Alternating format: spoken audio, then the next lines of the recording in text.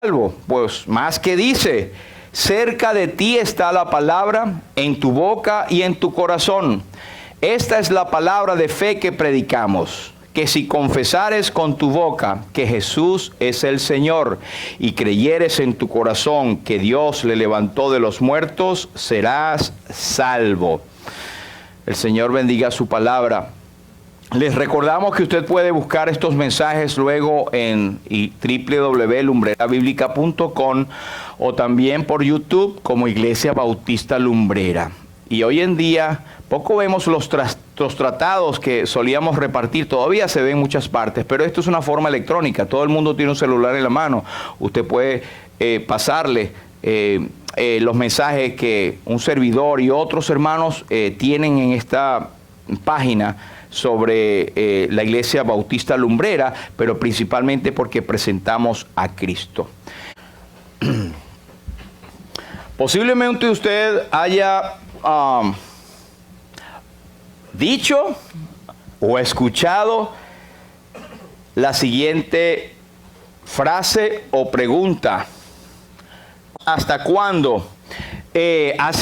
Cuando comenzó el virus del COVID, era ¿hasta cuándo vamos a estar en cuarentena? Y hoy en día podemos decir ¿hasta cuándo el bendito virus? ¿Verdad? Pero también ¿hasta cuándo tanta violencia y guerras? ¿O hasta cuándo seguirá subiendo la inflación o el precio de la gasolina? ¿Hasta cuándo tendré que soportar a este jefe? ¿O hasta cuándo me soportarán a mí? Esa es otra cosa que muy poco hacemos, ¿verdad? ¿Hasta cuándo seguiremos con este desenfreno que estamos viendo en la sociedad hoy en día? Los creyentes en Cristo sabemos que las cosas pueden mejorar en un momento dado, pero irá de mal en peor, porque esta sociedad está manejada por el príncipe de este siglo, el que tiene un poder limitado. Cuando él llevó al Señor Jesucristo, o el Señor Jesucristo estuvo en el desierto y fue tentado, Satanás le quiso mostrar los reinos del mundo, todo el sistema del mundo, y le dijo: mira, todo esto te lo daré porque a mí me ha sido concedido, si postrado me adorares. ¿Qué se habrá creído ese demonio? Tentando al Señor, pero sabe, el Señor era perfectamente hombre, perfectamente Dios, y él resistió la tentación no porque era Dios poderoso, que lo es. Él lo resistió como cualquiera creyente tan débil y flaco como tú y yo pudo resistir al enemigo. El apóstol Pedro luego dice, someteos pues a Dios, resistid al diablo y él huirá de vosotros. Pero siguiendo con las preguntas, ¿hasta cuándo? ¿Hasta cuándo el enemigo tendrá este poder? Bueno, hasta que el poder de los gentiles se cumplan. Eso es escatológicamente pronto. O sea, la profecía se cumple, la Biblia se ha cumplido al pie de la letra. ¿Hasta cuándo? ¿Hasta cuándo? En el 1986 hubo una película muy famosa, bueno, no tan famosa porque yo no sabía. Esa película fue producida en Australia en el 86. Es un documental acerca de la vida en Chile cuando la dictadura de Pinochet, y ponen de una manera muy cruda en documentos cómo fue esa dictadura. Entonces la película se llama ¿Hasta cuándo? Y esta película lamentablemente no es una ficción para muchos de nuestros países hoy en día. ¿Hasta cuándo? Pero más allá de eso, quiero ver un poquito lo que dice la Biblia. En la Biblia encontramos varios ejemplos del famoso ¿hasta cuándo?, ¿verdad? Por ejemplo, en Números 14 y 11, es el mismo Dios el que está hablando, refiriéndose a la nación amada de Israel, escogida por él, no porque eran mejores que otros pueblos. El mismo Dios, dice que no os escogía a vosotros porque había algo bueno en vosotros. De hecho, eran el pueblo más insignificante, pero por amor a mí mismo, para que lleven mi nombre a las naciones. Pero Dios dice: ¿hasta cuándo me he irritar de este pueblo? ¿Hasta cuándo no me creerán con todas las señales que he hecho en medio de ellos? Dios se había manifestado de una manera poderosísima delante de ellos. Los había rescatado y sacado con poder de más de 400 años en Egipto cuando estaban en esclavitud. Y los sacó con prodigios delante de Faraón y todos sus enemigos. Ustedes saben bien la historia bíblica. Pero luego Dios se manifestó en el desierto. Hizo señales tan poderosas como para alimentarlos durante 40 años del maná del cielo. Cuidarlos de tantas fieras del sol inclemente. Él mandaba una nube que cuidaba o daba sombra, y cuando era de noche era una columna de fuego. Dios se manifestó poderosamente. Dios luchó por ellos. Dios los alimentó, y vieron señales. Para cruzar al desierto tuvieron que pasar por el Mar Rojo, y el mar se dividió en dos grandes paredes donde ellos pasaron en seco. En fin, hay tremendos poderes y prodigios que Dios mostró, y sin embargo eran incrédulos. Y no vaya muy lejos usted a decir que gente tan incrédula. Hoy en día tenemos el poder del milagro más poderoso, o valga la redundancia, más asombroso de todos los tiempos, que Cristo resucitó de entre los muertos, conforme a las Escrituras, con poder. Y sin embargo hoy en día la gente no cree y anda como quiere. ¿Hasta cuándo? ¿Hasta cuándo seremos incrédulos? Y eso es en cuanto al inconverso, ¿verdad? Gracias a Dios por lo que creemos en Cristo y creemos en el poder de su resurrección y somos salvos por gracia. Pero sabe que usted y yo como creyentes también se nos puede aplicar el hasta cuándo. Porque nos ocurren cosas en nuestras vidas que Dios se ha manifestado tantas veces en nuestras vidas, y sin embargo dudamos, caemos, nos entristecemos, se nos viene el mundo encima, y Dios dice, pero ¿hasta cuándo? Te he mostrado, te he dicho, te he agarrado, te he bendecido, y tú todavía dudas hasta cuándo. Así que hasta cuándo también nos queda a nosotros. En Números 14 y 27 no está aquí, pero dice Dios, ¿hasta cuándo oiré esta depravada multitud que murmura contra mí? Las querellas, etcétera, que de mí se quejan. La gente se queja de Dios. Ay, pero Dios permite tanta violencia, hay tanta gente. Enseguida le echan la culpa a Dios. Es el mismo síndrome de Adán y Eva. ¿Qué es lo que has hecho? La serpiente me engañó, yo comí. Y el hombre, la mujer que me diste por compañera. O sea, de todo el mundo es la culpa, menos de nosotros. ¿Hasta cuándo? Y el apóstol, mejor dicho, el profeta Elías, cuando estaba en el monte Carmelo, trayendo a aquellos profetas de Baal, y la gente estaba temerosa porque estaban los profetas de Baal. Y él, antes de empezar el gran milagro que ustedes conocen, él les dijo a toda la población de Israel, ¿hasta cuándo claudicaréis vosotros entre dos pensamientos? ¿Hasta cuándo van a estar cavilando, pensando, hago o no hago, creo en Dios o no creo en Dios? Estos profetas como que son, y los profetas adoraban a cosas de piedra, que tenían ojos, no veían, tenían manos, no tocaban, pies y no andaban. Semejante a ellos son los que lo adoran. ¿Y sabe qué? Eso existe ahora. ¿Cuántas personas usted no conoce que se inclinan ante imágenes? Y lo modifican diciendo, no, es que yo me inclino allá, es que tener una imagen para yo más o menos saber a quién busco y adoro. Eso es una forma de idolatría. ¿Hasta cuándo? ¿Hasta cuándo el mundo sigue en este desenfreno? Estaba leyendo, y esto vamos a ver ahora, cuando hubo un periodo que comenzaron las deportaciones en cautiverio de la nación de Israel, es que los reyes que Dios había puesto hacían lo malo delante del Señor, olvidaban sus mandamientos, y donde estaba la casa de Dios, donde tenía que estar los utensilios y culto a Jehová, pues ellos empezaron a tumbarlos y a hacer altares a las deidades de las naciones aledañas. ¿Hasta cuándo? ¿Hasta cuándo? El Señor Jesucristo pudo decir en un momento dado, oh generación incrédula y perversa, ¿hasta cuándo he de estar con vosotros? ¿Hasta cuándo os he de soportar? Pero ¿sabe qué? A lo mejor yo estoy equivocado, pero ¿sabe a quién se lo dijo? ¿A quién? a los apóstoles, a los discípulos. Porque resulta que había un hombre endemoniado que lo trajeron al Señor y dijeron: Señor, lo llevamos a tus discípulos y nada pudieron hacer. El Señor le dijo: ¿hasta cuándo, generación incrédula y perversa? ¿Hasta cuándo os he de soportar? Traédmelo acá. Inmediatamente hubo el milagro de que aquel hombre salió de aquel ser que estaba aquí, aquel demonio salió de aquel hombre. Pero el Señor dijo: ¿hasta cuándo os he de soportar?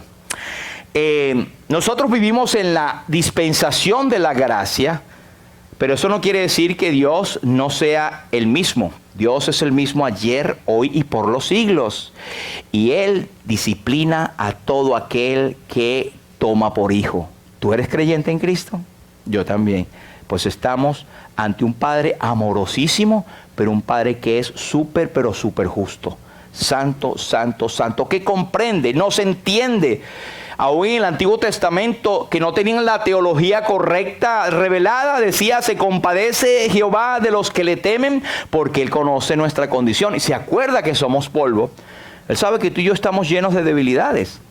Pero por eso es que somos justificados, es decir, que la justicia de Cristo es la que ha sido imputada a nosotros, porque estamos fritos, muertos, en nosotros no hay cosa buena.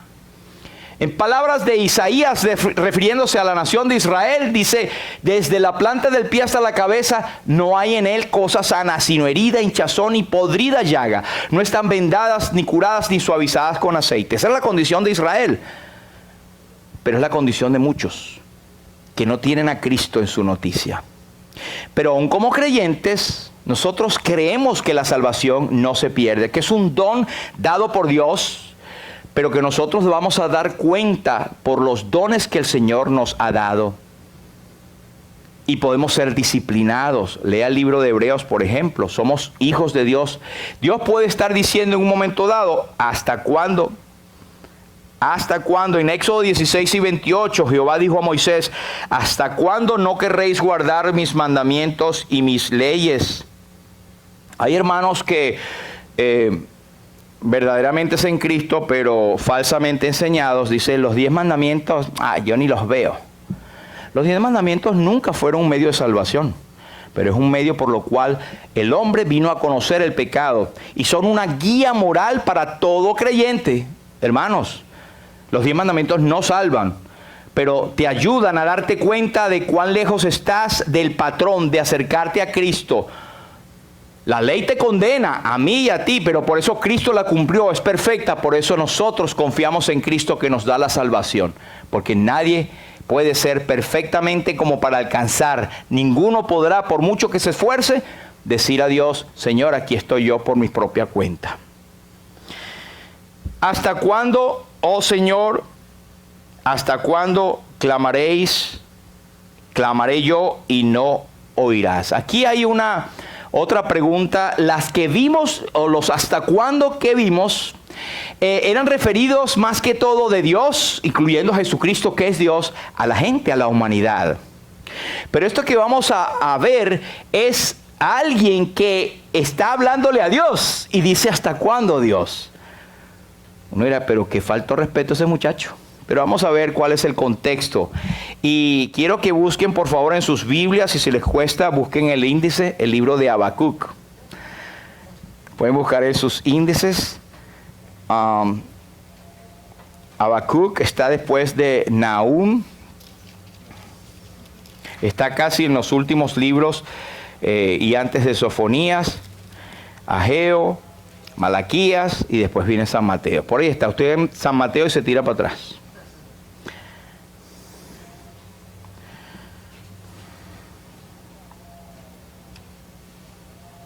Entonces leemos en Habacuc el capítulo 1. Este libro, Habacuc, es de una palabra que muchos eruditos dicen que significan abrazo. Y este profeta profetizó en Judá, y no se sabe exactamente en qué tiempo, pero por el contexto parece que fue durante la primera deportación a Babilonia. era la inminente invasión de los caldeos, que eran los habitantes de Babilonia en aquel entonces. Y podemos leer más en Segunda de Crónicas cuando habla de la invasión de Nabucodonosor, llevando al rey de Judá cautivo. Pero aquí está Habacuc. Quiero que leamos el versículo 1 hasta el 4. Aquí lo tengo, pero búsquelo en su Biblia. La profecía que vio el profeta Habacuc. Versículo 2, ¿hasta cuándo, oh Jehová, clamaré y no oirás? Y no oirás. Y daré voces a ti a causa de la violencia y no salvarás. ¿Por qué me haces ver iniquidad y haces que vea molestia? Destrucción y violencia están delante de mí, y pleito y contienda se levantan. Por lo cual la ley es debilitada y el juicio no sale según la verdad, por cuanto el impío asedia al justo, por eso sale torcida la justicia. Este es el profeta Habacuc. Este libro tiene solamente 3 capítulos y 56 versículos. Y es llamado uno de los profetas menores, y no porque es chaparrito, sino porque su extensión de la profecía es la más corta. Usted compara, por ejemplo, Daniel, Jeremías, Isaías, que son los profetas mayores, porque su extensión de su profecía fue mucho mayor. Pero no deja de ser un profeta. Era uno de los pocos del remanente fiel que quedaban en esos tiempos, que se dolía de la injusticia y del pecado de su propio pueblo. Y él veía entre la misma gente una perversidad que, si usted lee, por ejemplo, en el capítulo 22 de Segunda de Reyes, habla de reyes como Manasés, que ha hecho abominaciones delante de Dios, ha hecho más mal que todo lo que hicieron los amorreos que fueron antes de él, y también ha hecho pecar a Judá con sus ídolos. Él inclusive pasó a su hijo por fuego y se dio a observar los tiempos. ¿Sabe qué es eso? El zodíaco. Y fue agorero e instituyó encantadores y adivinos, brujos, multiplicando así el hacer lo malo ante los ojos de Jehová para provocarlo a ira. Había una cantidad de cosas que hablaba de un Judá en decadencia. Y eso nos habla del día de hoy. ¿Cómo está la perversidad? Es más peligrosa hoy en día, porque le están dando viso legal a las cosas que son claras en las escrituras que es pecado. Y simplemente dicen, no, eso es verdad. Y si usted, eso es legal. Y si usted como creyente bíblico dice que no es así, pues vamos legalmente contra usted. Porque ahora se respeta y toma como ley la opinión de uno. ¿Cómo te sientes tú hoy? Bueno, yo soy una silla, me siento hoy. Y si tú dices, tú lo que estás es loco, una silla, déjame sentarme y remeter. No, yo me siento silla y te puedo demandar por eso. Así es con lo que estamos viendo acerca de la ideología del género, por ejemplo, o de la autorización del aborto, por ejemplo. Eso es abominación, eso es asesinato. Eso no ha dejado de ser, está en la Escritura. Así que estamos viviendo tiempos que se repiten. Dicen que el Imperio Romano se deshizo por la cantidad, el pecado que sobreabundó allí, que vemos eso en el capítulo 1 de Romanos, que de hecho eso es una lectura como si fuesen las noticias de hoy. La perversidad, hombres con hombres, mujeres con mujeres, llevando en sí mismo la retribución debida a su extravío. Y Dios los entregó a pasiones desordenadas para hacer lo que no conviene. Eso está allí, eso es la Escritura. Y nunca dejará de ser pecado. No podemos decirle otra cosa, hermanos. Pero ya estaba Habacuc estaba afligido por estas cosas. Y él le dice a Dios, Dios, ¿hasta cuándo? Clamo y tú no me escuchas. Y no es verdad que a veces nosotros decimos también, Señor, ¿por qué hasta ahora no vemos que tú pones tu mano y baja el fuego como aquellos tiempos y devora a toda esta gente? Bueno, de vez en cuando Dios lo hace, pero Dios tiene un plan y está establecido ya. Y una de las cosas, usted sabe por qué no es peor ahorita el mundo, por ti y por mí. Con todo y lo echadito a perder que somos, los infieles que somos, los ignorantes que somos, ¿verdad? Es que somos la sal de la tierra. Vosotros sois la sal de la tierra, pero si la sal se desvaneciere, si tú y yo dejamos de ser sal, dejamos de ser el medio preservativo para que la corrupción no tome un auge, ¿con qué será salada la tierra? no sirve más para nada, sino para ser echada fuera y ser hollada por los hombres. Creyentes o personas que se confesaban cristianos, ahora están en la corriente de este mundo y que son echados fuera y son hollados por los hombres, son despreciados por los hombres. Como aquellos que salieron de Egipto junto con los israelitas. Había muchos que se mezclaron con ellos, que no eran de la nación de Israel. Hubo un momento que ellos fueron los que hicieron que Israel se volviera contra Dios, porque había malas influencias. Y el apóstol dice, no erréis, las malas conversaciones corrompen las buenas costumbres. Tengamos cuidado con quién nos juntamos, con quién nos asociamos, con quién hablamos. No es que nos vamos a ir del mundo y vivir como los monjes, ¿verdad? En los monasterios. El Señor Jesucristo dijo, Señor, no pido que los quites del mundo, sino que los guardes del mal. Están en el mundo, pero no son del mundo. Tenemos que estar en el mundo para influenciar a los otros de Cristo. Amén. Pero estamos viviendo una sociedad similar a la que vivió Habacuc en aquel entonces. Él profetizó alrededor del año 640 al 609.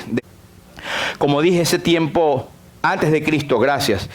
Turbulento en la historia de Judá, la conquista de Asiria, luego los cananeos. Luego los babilonios que llegaron, los caldeos, que eran la tribu que habitaban, eran los semitas de Babilonia. Saben que ellos eran descendientes de Quesed, hijo de Nacor, hermano de Abraham, y vinieron a ser los peores enemigos de la nación de Israel. Pero seguimos adelante, ¿verdad? Cuando él pregunta acerca de esto, hay varias cosas que yo quisiera decir antes de ir al primer punto. Y es que Martín Lutero, este libro de Habacuc fue uno de los que le trajo a él convicción que el Espíritu Santo usó para sacarlo de su tiniebla. De hecho, el Espíritu Santo estaba trabajando por mucho tiempo Martín Lutero, aquel monje que luego fue el monje llamado reformador y protestante de toda la corrupción de la iglesia de aquel entonces. Por eso es que nosotros, los creyentes cristianos evangélicos, se nos llaman protestantes. Pero él se enfocó en el versículo que vamos a ver más adelante: el justo por la fe vivirá. Y eso lo encontró aquí en Habacuc. Él dijo, Habacuc significa uno que abraza, que toma a alguien en sus brazos. Él abraza a su pueblo y le toma en sus brazos, es decir, le consuela y levanta, como lo haría cualquiera con un niño que llora, para calmarle con la seguridad de que, si Dios quiere, pronto estará mejor. El nombre de Habacuc vino a ser significado en este tiempo de su vida. Cuando se lo puso su madre, ella no sabía ese propósito, pero Dios y esos eran los nombres bíblicos, a veces eran revelados por Dios para que le pusiera ese nombre. Pero en este entonces, cuando él está hablando en este momento de su vida y está profetizando, él tiene una angustia tremenda de la condición de pecado de su pueblo y dice que Dios no le contesta. Pero su nombre es, Dios te abraza y te dice, ya vas a ver lo que yo voy a hacer, yo te consuelo. Y sabes que ese es el Señor Jesucristo para nosotros. Él es el refugio en el turbión, la roca que da sombra, la roca que da agua. Él es el pan que descendió del cielo, es el agua viva que nos sacia nuestra sed. Él es, si estamos en agonía, Él es la resurrección y la vida. El Señor Jesucristo, si estamos sintiéndonos fuera de un ambiente o perdidos, Él dijo, yo soy el camino. Si nos estamos sintiendo detrás de algo, Él dice, yo soy la puerta, el que por mí entrare.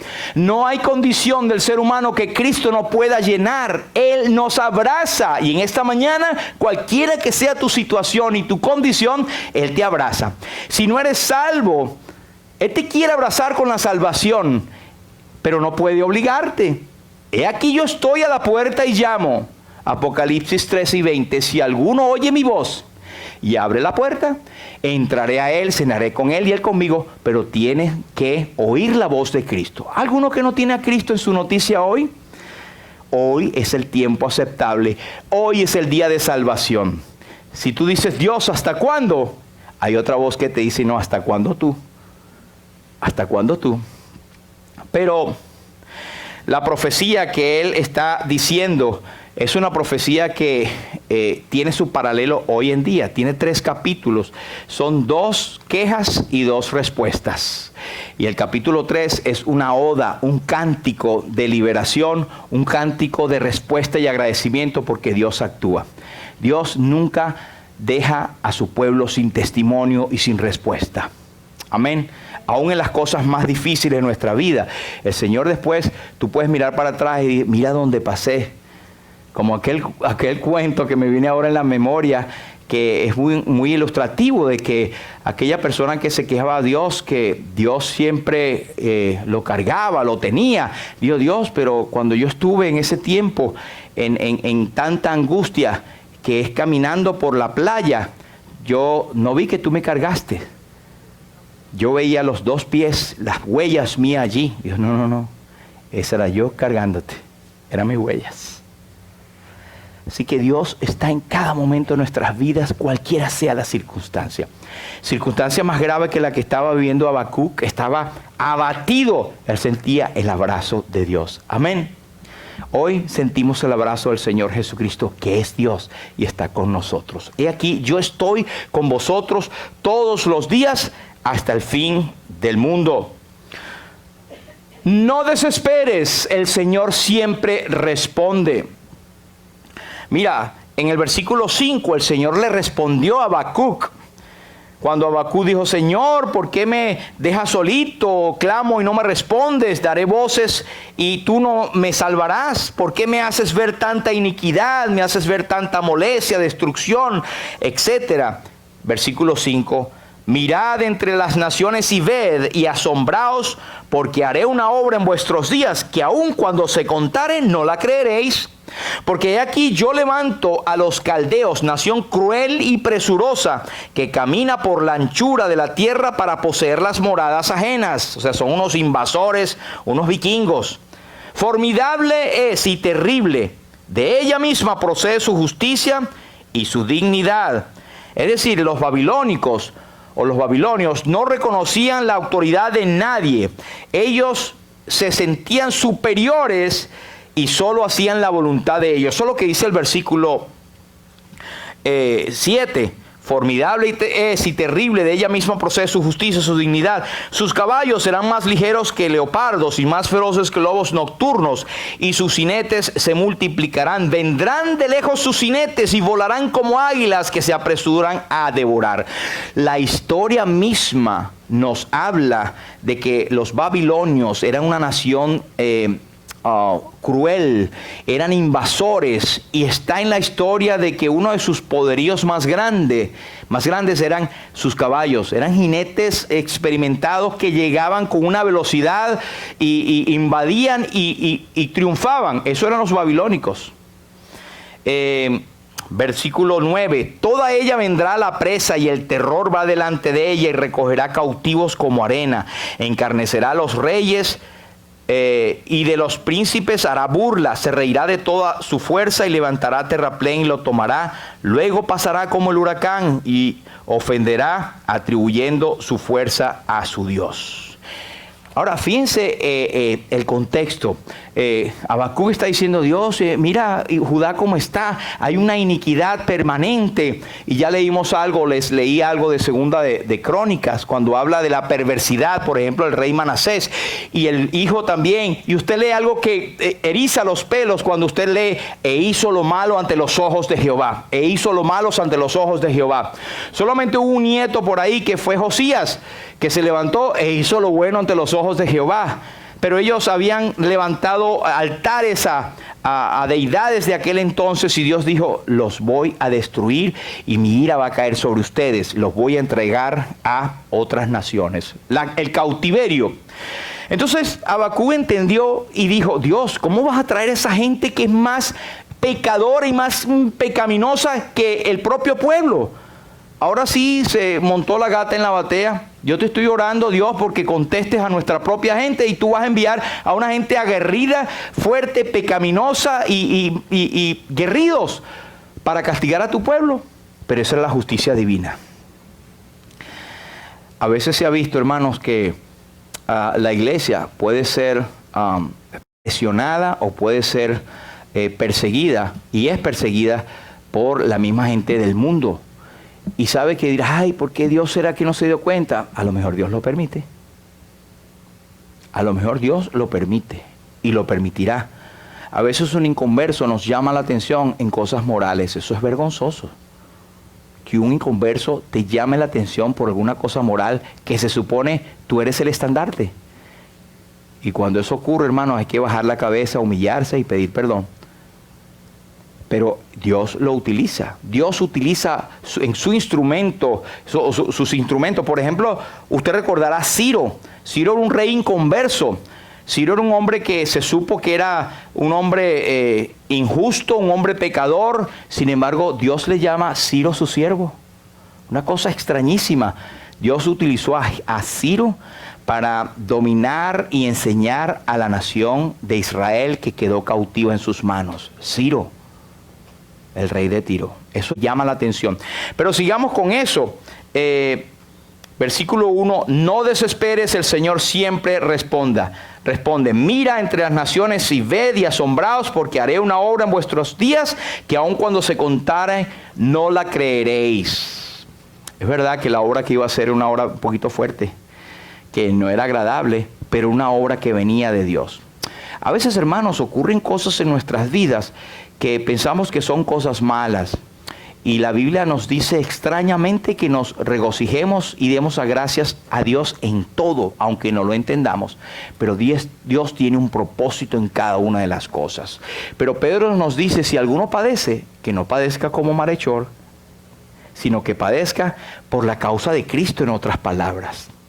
Así que Dios, a veces la maldad, la injusticia, es castigo o disciplina de la desobediencia nuestra, pero a veces no es así. Y no seamos ligeros en decir, esos hermanos están pasando por eso, ese hermano le pasó, porque está en pecado. Cuidado, hermanos, cuidemos nuestra lengua. Toda palabra ociosa que hablemos nosotros, de esa daremos cuenta. El Señor sabe, hermanos, y a veces es que el Señor nos quiere mejores y nos está poniendo una prueba para que nosotros aprendamos a arrojarnos más a sus pies y a depender de Él. Estoy seguro que el profeta Habacuc sintió el abrazo de Dios aún en esas profecías de cosas terribles que vendrían, y vinieron. Si usted lo ve otra vez en Crónicas, cómo vino el propio Nabucodonosor a tomar cautivo a todo Judá. Aquel rey Josías, que en ese paréntesis hizo las cosas buenas, Dios le dijo, mira, mi ira está establecida ya, pero tú no verás ninguno de estos mal. Tú dormirás en paz y tu familia no verá esto. Pero la nación de Israel, de hecho, todavía Israel está en un proceso. Israel como nación es el Israel étnico, el Israel profético, el Israel que está allí al oriente del mundo. Ese es el Israel que todavía tienen que cumplírseles profecías. Pero indudablemente nadie va al cielo, no por ser israelitas, sino porque creen en Cristo como Salvador personal. Allí conocimos a unos israelitas, y aquí los hay también muchos, sobre todo en Florida, los judíos ortodoxos y los judíos mesiánicos. Los ortodoxos todavía están, aquí hay que buscarle unas sillas porque siguen esperando al Mesías. Pero los mesiánicos, como su palabra los dice, reconocen al Mesías. El pueblo de Dios, pero van al cielo no por ser judíos, sino porque creen en Cristo como Señor y Salvador. Amén. El Salmo 31 y 22 decía yo en mi premura, inquietud, pánico o apuro, cortado soy de delante de tus ojos, pero tú oíste la voz de mis ruegos cuando a ti clamaba. La experiencia del salmista, la experiencia del profeta, clama a mí y yo te responderé y te mostraré cosas grandes y ocultas que tú no conoces. Salmo 55 y 17, el salmista decía, tarde y mañana y a mediodía oraré y clamaré, y Él oirá mi voz. El Señor oirá tu voz, tu clamor en todo momento. El Salmo 61 y 2, desde el cabo de la tierra clamaré a ti cuando mi corazón desmayare. Llévame a la roca que es más alta que yo. Hay un patrón que se repite en las Escrituras. Número 1, que no importa lo grave de la situación, Dios te escucha. No importa el tiempo de tu necesidad, mañana, tarde, día, joven, viejo, adulto, pequeño. Y número 3, no importa el lugar que tú te encuentres, Dios va a actuar de acuerdo a su voluntad. Clama a mí y yo te responderé. En Lucas 18:35 tenemos un ejemplo. Y es el del ciego que estaba sentado junto al camino. Usted recordará, no tengo tiempo de leerlo, pero usted puede buscarlo luego en Lucas 18, cuando él estaba sentado, era ciego y estaba sentado junto al camino. Ciego, no hay una situación más difícil que ser ciego. Solamente usted practíquelo cuando cierra los ojos y trate de caminar. Se tropieza, lo más seguro se va a caer. Imagínese estar en la oscuridad perpetua en su vida. Y Jesucristo lidió con este tipo de personas. Y es una ilustración tremenda de nosotros ciegos en nuestros delitos y pecados, que Satanás ha cegado el entendimiento de muchos. Pero este hombre que estaba allí sentado junto al camino, él empezó a clamar: Jesús, Hijo de David, ten misericordia de mí. Que era distinto a lo que la gente decía de aquel que estaba pasando. Cuando él preguntó ¿qué era aquello?, le dijeron: pasa Jesús de Nazaret. Y lo hemos dicho otra vez, de Nazaret puede salir algo bueno. La gente que hablaba de Jesús de Nazaret hablaba como: ese pueblito, ¿qué puede salir de ahí? ¿Sabe por qué seguían con Jesús agulpándole? Porque Jesús les daba de alimentar milagrosamente y les hacía milagros, pero no le buscaban por las cosas del alma. Pero lo cierto es que él clamó: Jesús, Hijo de David. Él tenía una concepción y percepción y conocimiento de aquel que iba allí, que es Jesús. Jesucristo, el Hijo de Dios, el Hijo de David, es el Mesías, el siervo prometido. No importaba el momento, porque le decían: cállate, cállate. Le clamaban: pero cállate. Y él clamaba aún más: Jesús, Hijo de David. Pero después, en un versículo más adelante, en el versículo 35, estoy en Lucas 18, él clamó en medio del camino, ahí en la tierra. El Señor se paró y le dijo: ¿qué quieres que te haga? Él escuchó. Y Él nos escucha a nosotros. Él escuchó y le dijo: ¿qué quieres que te haga? Que es una pregunta extraña, porque ¿cómo le va a preguntar si era ciego? Él le mandó a traer a su presencia, lo trajeron por la mano. Cuando llegó le preguntó: ¿qué quieres que te haga? Y la lección ahí es que Jesús quiere que tú le cuentes su problema. Mira, a veces tenemos: Dios a mí me da pena decirle esto a Dios. Sí, primero Él conoce todo tu pensamiento. No hay cosa creada que no esté manifiesta en su presencia. Oye, antes bien, todas las cosas están desnudas y abiertas a los ojos de aquel a quien tenemos que dar cuenta. Todo está perfectamente claro y cristalino. Es más de lo que tú piensas. Dios está pensando, está viendo qué estás pensando tú, mejor dicho. ¿Sabes cuál es tu tendencia? ¿Qué está en tu mente en este momento? Si estás pensando en otra cosa. Y el Espíritu te está hablando en esta mañana como me habla a mí. ¿Qué tienes en tu corazón? Y está diciendo: yo soy el Dios que abraza. ¿Cuál es tu condición? No, el Señor no se mete en mi vida. ¿Qué va a decir? Si Dios... Él puede decir: y ya no somos. Él es el dueño de todos. Así que no hay cosa que Dios no pueda saber de ti en este momento. Clama a Él. Entonces, hay personas que dicen: me da pena decirle esto a Dios. ¿Cómo voy a decirle yo que estoy bravo con Dios? Los profetas y los salmistas se ponían bravos con Dios, discutían. Y está bien, Dios conoce nuestro corazón. Háblale, dile, exprésale tu frustración. El Señor te va a dar una palabra y te vas a dar cuenta: wow, cuán equivocado estaba. Ahí estaba Habacuc.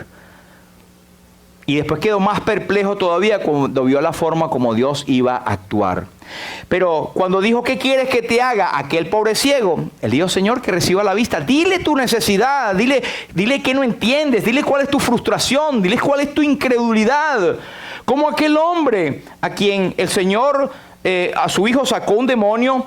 Él le dijo: si crees, al que cree todo le es posible. Y el hombre, con una sinceridad que salta a la vista, él dijo: creo, Señor, pero ayuda a mi incredulidad. O sea, Señor, tú sabes que yo quiero creer, pero yo tengo poquita fe. Ayúdame a creer más. Está bien decirle a Dios que nos falta fe. El Señor da la fe. El Señor da sabiduría abundantemente a quien lo pide, pero tenemos que hablarle a Dios. Hablarle a Dios quiere decir que nos importa, queremos tener comunión, queremos tener comunicación con nuestro Dios. Y Él quiere ser tu Salvador si no lo tienes. Pero si ya lo tienes, Él quiere ser el pana de tu vida, quiere ser el baribari tuyo, aunque lo digo con cierta irreverencia, pero no es la intención. Es que Dios es nuestro Padre y tenemos la confianza. Por ejemplo, yo tengo una familia, mis primos, que les decían a sus papás: papá usted sabe, mamá usted. Y está bien, esa es cultura. Creo que muchos, los colombianos, por ejemplo, tratan de usted, a todo el mundo también. Pero yo, mi papá, ella me decía: papá tú. Y no le estoy faltando respeto. Pero es el grado de cómo tú te sientas más en confianza con tu papá. Yo encontraba, y es mi opinión, que decirle a usted era como hacer una barrera. De hecho, cuando usted le dice usted a alguien, está haciendo una barrera porque no le conoces. Pero con Dios, entonces, Padre. Yo oí un hermano una vez que él decía: Padre usted, Padre Santo usted sabe. Y está bien, es su cultura, pero nosotros, nos dice Hebreos, podemos entrar confiadamente al trono de la gracia para alcanzar misericordia y hallar gracia para el oportuno socorro. ¿Cuál es tu issue hoy en día? ¿Qué le tienes que preguntar a Dios, Señor, hasta cuándo? ¿O es Dios el que te está diciendo hasta cuándo? No desesperes, el Señor siempre responde. No importa lo grave de tu situación, no importa el tiempo de tu necesidad, no importa el lugar desde donde clames. El Señor está dispuesto a oírte y a hacer de acuerdo a su voluntad. El otro que tenemos es el punto 2, no desesperes porque a su tiempo cumplirá. Él dice en el versículo 1 del capítulo 2, sobre mi guarda estaré. Ese es Habacuc. Él dijo: bueno, yo voy a oír. Esto es lo que Dios dice, yo me voy a mi guarda. No sé si físicamente él se fue a su atalaya, pero esto nos habla de la posición o condición de nosotros como creyentes. Ir a nuestro cuarto, a nuestra meditación, a pensar realmente en lo que Dios nos ha revelado. Hermanos, hacemos eso con frecuencia. Cuando leemos la palabra, la leemos por cumplir y nos vamos y nos olvidamos, por ejemplo. Y es una cuestión de disciplina. A mí me cuesta mucho, pero es estar allí y a veces usted está leyendo y resulta que lo lees 10 veces y todavía no sabes ni lo que dice. Señor, ya momentico, Señor, momentico. No me digas hasta cuándo, ya voy. Señor, y lo lees otra vez tratando de entender lo que el Señor te está diciendo. Bueno, esto fue lo que hizo él en el capítulo 2. Él dice: sobre mi guarda estaré, sobre la fortaleza firmaré el pie y velaré para ver lo que se me dirá y que he de responder tocante a mi queja. El Señor iba a responder de acuerdo a su necesidad. Y dice el versículo 3, aunque la visión tardara un poco, eso lo dice Dios, le está respondiendo, aunque la visión tardara aún por un tiempo, mas se apresura hacia el fin y no mentirá, porque tardare, espéralo, porque sin duda vendrá y no tardará. ¿Sabía usted que ese versículo se usa 3 veces en el Nuevo Testamento y lo aplica a Cristo? O sea, esa situación que iba a venir, que esa promesa o profecía de que iba a venir la disciplina, Dios iba a cumplir su promesa. Él decía: no va a tardar mucho, no vas a ser defraudado, eso va a venir. Pues el Espíritu Santo lo usa en el Nuevo Testamento para referirse a Cristo. Un poco, un poquito, y el que ha de venir vendrá y no tardará. Eso lo tenemos, por ejemplo, en Hebreos 10 y 35. No perdáis pues vuestra esperanza, que tiene galardón, porque os es necesaria la paciencia para que, habiendo hecho la voluntad de Dios, obtengáis la promesa.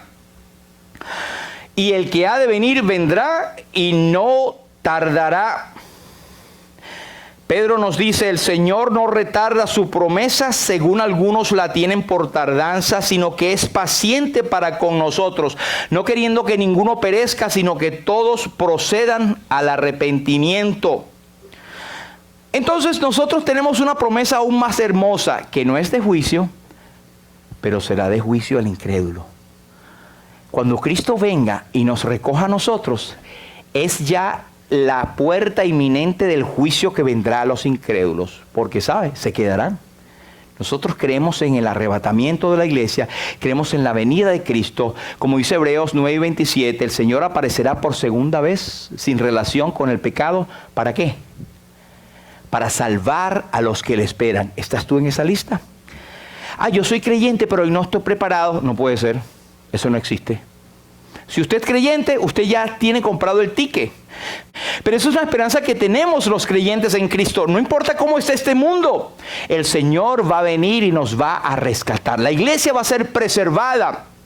Y cuando la iglesia sea levantada, y el que ha de venir vendrá y no tardará, y muchos, sobre todo el inconverso que se burla de los creyentes bíblicos, ¿desde cuándo no están esperando que el Señor venga? Señor no retarda su promesa, según algunos lo tienen por tardanza. Al contrario, es paciente para con todo, como tú, no queriendo que tú te pierdas, sino que procedas al arrepentimiento. Porque ¿cuál es la voluntad de Dios primaria? Él quiere que todos los hombres sean salvos y vengan al conocimiento de la verdad. Y al creyente que ande pareciéndose a Cristo cada vez más. Y si no tienes ese deseo, es peligroso. ¿Sabes por qué? Porque puede ser que estés engañado de que eres creyente, pero no eres del Señor. Así que una de las pruebas de que eres del Señor es que sientes el ánimo de servirle al Señor, de parecerte más a Él, de aprender de la Biblia y de testificar de Él y alejarte del pecado. Esos son los síntomas de un creyente. Tenemos entonces esta esperanza: el que ha de venir, vendrá. Y tenemos el otro punto, ya terminando, que en el versículo 4, el que les comenté de Martín Lutero. Esto es histórico, en el año 1500 o 1400 y pico, cuando él fue convertido al Señor. He aquí que aquel cuya alma no es recta se enorgullece, mas el justo por la fe vivirá. Ese es Dios respondiendo. Esto impactó a Lutero, quien vivía por obras. A veces veo a unos pobres personas que están paradas en esquinas con unos materiales para regalar y hablar del reino, pensando que mientras más adeptos usted consiga, puede entonces tener un lugarcito entre los 144,000 o las otras ovejas. Qué triste. O algunas personas que, sin ser de esa dicha religión, creen que yo soy bueno, yo no le hago mal a nadie. ¿Qué hay malo en mí? Yo soy hijo de mi papá, hijo de mi mamá, hijo misionero, voy a la iglesia. Eso no te salva. Estás más condenado o condenado igual que aquel que jamás ha oído o tiene la dicha de haber nacido en un hogar evangélico. Así que esto es una palabra de consuelo, ¿verdad? Pero de advertencia al que no es creyente. El que no es creyente se aburre. Cuando iba a terminar el pastor, ya estoy cansado de esta palabra. Es palabra de Dios. Es la profecía y es algo que te concierne a ti. Si no la escuchas ahorita y tú no la pones por práctica, que no eres del Cristo y no la tienes y no eres del Señor, pues esta palabra te condenará. Pero siendo creyente, esta palabra trae consuelo. Amén. Entonces, el justo vivirá por la fe. El apóstol Pablo lo citó. Bueno, se cita, como le dije, varias veces en el Nuevo Testamento. Porque en el Evangelio la justicia de Dios se revela por fe y para fe, como está escrito. Mas el justo por la fe vivirá. El justo vivirá por fe. Y los caldeos injustos morirán. Eso es lo que dice allá en Habacuc, donde estamos leyendo. En Gálatas el apóstol habla y que por la ley ninguno se justifica para con Dios. Es evidente, porque el justo por la fe vivirá. Y en Hebreos 10:38 enfatiza: mas el justo vivirá por fe. También se podría parafrasear como: el justificado por la fe vivirá. No es que tus obras te van a justificar, es que tus obras justifican que tú vives por fe. Y por último, aunque falte todo, con todo, alégrate en el Señor. Este versículo se usa muchas veces para animar, ¿verdad? Y es que es tremendo versículo. Aunque la higuera no florezca, ni las vides hayan frutos, aunque falte el producto del olivo y los labrados no den mantenimiento, las ovejas sean quitadas de la majada y no haya vacas en los corrales. Muchachos, es un huracán. Eso es lo que Dios dijo. Era un huracán que iba a pasar. Fíjense que hay 3 símbolos nacionales de Israel. Yo lo puse ahí como en rosadito, ¿verdad? Higuera, ¿verdad? Tenemos la higuera. Tenemos la vid. El Señor dijo, yo soy la vid verdadera. Y tenemos el olivo que nos habla Zacarías. Son los 3 símbolos de prosperidad y de fructificación de Israel. Pues eso iba a ser, mire, quitado. Y digo, aunque eso lo quiten, claro, como consecuencia de la invasión. Y recuerden que ya Habacuc está hablando como un agradecimiento a Dios y entendiendo que su juicio iba a venir, iban a arrasar como langostas. Bueno, no iba a haber higuera, las vacas iban a ser quitadas, no iba a poder tú ofrecer sacrificios al Señor, la vida nacional y religiosa se iba a quitar, la fuente de alimento, los símbolos nacionales, o sea, le estaba dando por su orgullo nacional y por sus medios de acercarse a Dios, según ellos, y también por sus medios espirituales, su medio de subsistencia. Pero él dice, con todo, yo me alegraré en Jehová, me gozaré en el Dios de mi salvación. Y es algo bien importante, hermanos, porque el gozo que sentimos al Señor no es por lo que Él nos da, sino por lo que Él es. Y por lo que Él es, ha sido tan grandioso que dio a su Hijo Jesucristo a morir por nosotros en la cruz. Lo más grande que ha podido haber, Cristo lo dio por nosotros. Entonces, Él no decía, bueno, yo me alegro en el Señor porque me da todo esto y me mantiene fresquito. No, aunque todo esto sea arrasado. ¿Cómo es que dice este himno? Si el sol se llega a oscurecer y no brilla más, yo igual confío en el Señor que no va a fallar. Eso es bíblico, hermano. ¿Cuál es tu condición? ¿Cuál es tu situación? No importa lo que estés pasando. El Señor está allí. Él cumplirá su promesa. Su promesa es fiel. La promesa del Señor es fiel teniendo este sello. Apártese de iniquidad todo aquel que invoca el nombre de Cristo, porque conoce el Señor a los que son suyos, pero apártese de iniquidad todo aquel que invoca el nombre de Cristo. En resumen, no desesperes, el Señor siempre responde. Número 2, no desesperes, a su tiempo cumplirá el Señor. El justo vivirá por fe. Esto nos habla de la fe en Cristo. Y por último, aunque falte todo, con todo, alégrate en el Señor.